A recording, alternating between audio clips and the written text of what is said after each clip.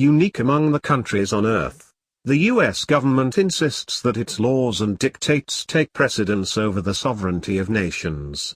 Washington asserts the power of U.S. courts over foreign nationals and claims extraterritorial jurisdiction of U.S. courts over foreign activities of which Washington or American interest groups disapprove.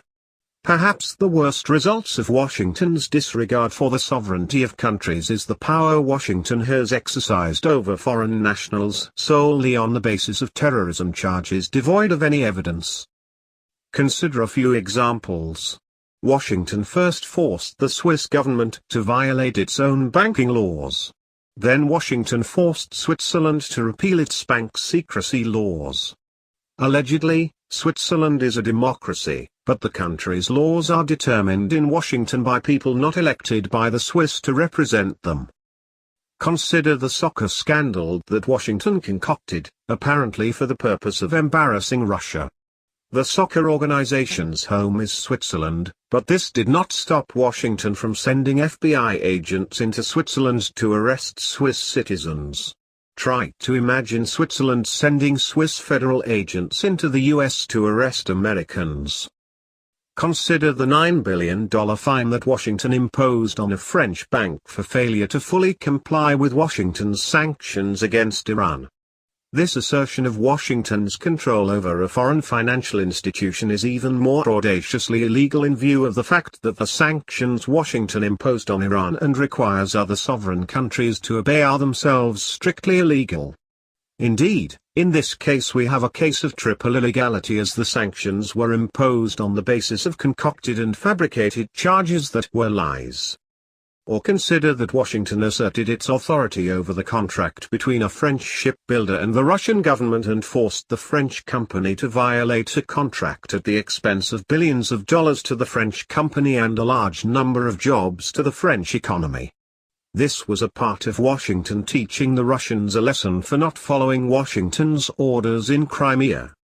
Try to imagine a world in which every country asserted the extraterritoriality of its law.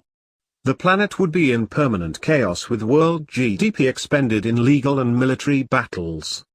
Neo-Cod Washington claims that as history chose America to exercise its hegemony over the world, no other law is relevant. Only Washington's will counts. Law itself is not even needed, as Washington often substitutes orders for laws, as when Richard Armitage, Deputy Secretary of State, an unelected position, told the President of Pakistan to do as he is told or we will bomb you into the Stone Age. Try to imagine the presidents of Russia or China giving such an order to a sovereign nation. In fact, Washington did bomb large areas of Pakistan, murdering thousands of women, children, and village elders. Washington's justification was the assertion of the extraterritoriality of U.S. military actions in other countries with which Washington is not at war. As horrendous as all of this is, the worst of Washington's crimes against other peoples is when Washington kidnaps citizens of other countries and renditions them to Guantanamo in Cuba or to secret dungeons in criminal states such as Egypt and Poland to be held and tortured in violation both of U.S. law and international law. These egregious crimes prove beyond any doubt that the U.S. government is the worst criminal enterprise that has ever existed on Earth.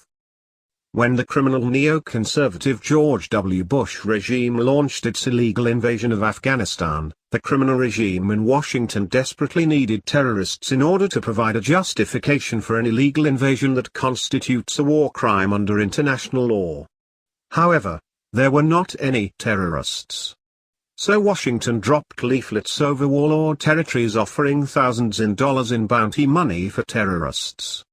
The warlords responded to the opportunity and captured every unprotected person and sold them to the Americans for the bounty. The only evidence that the terrorists were terrorists is that the innocent people were sold to the Americans by warlords as terrorists. Yesterday Fayez Mohammed Ahmed al-Kandari was released after 14 years of torture by Freedom and Democracy America. The United States military officer, Colonel Barry Wingard, who represented al-Kandari, said that there simply is no evidence other than he is a Muslim in Afghanistan at the wrong time, other than double and triple hearsay statements, something I have never seen as justification for incarceration.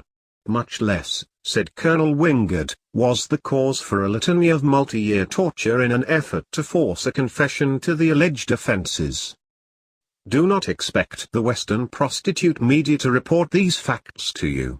To find out, you must go to RT or to Stephen Lendman or here to this site. The prostitute Western media are part of Washington's criminal operation.